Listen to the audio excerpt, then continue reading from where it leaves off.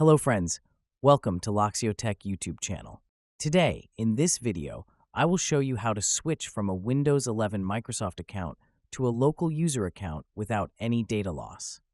Now these days, for setting up and configuring Windows 11 on your PC or laptop, you must have a Microsoft account to do that.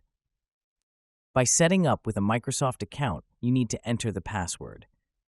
And sometimes it needs an active internet connection to log in to your PC. Microsoft tracks all your activities via an active internet connection if you are using Microsoft account.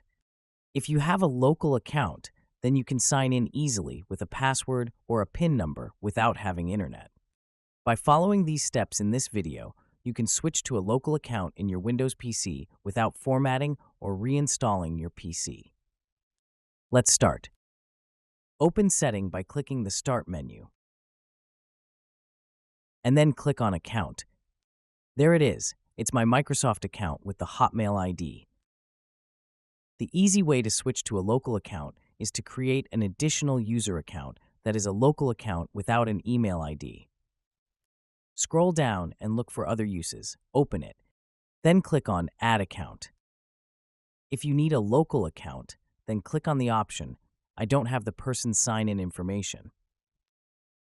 Then click the option Add a user account without a Microsoft account. Now right here, enter a user ID and password for your new local account and click Next. Then fill in the 3 security questions and click Next. Now the local account is created. The next step is to change the account type from standard user to administrator. Click Change the account type and change from standard user to administrator. Now it's completed. Close the window. Right-click on the Stat menu and choose Shut Down or Sign Out. Then click on Sign Out. Now the system will restart, and on the login screen you can select the local account to sign into your PC. It's finished. If you enjoyed this video, then please make sure to subscribe this channel for more tech and tutorials videos.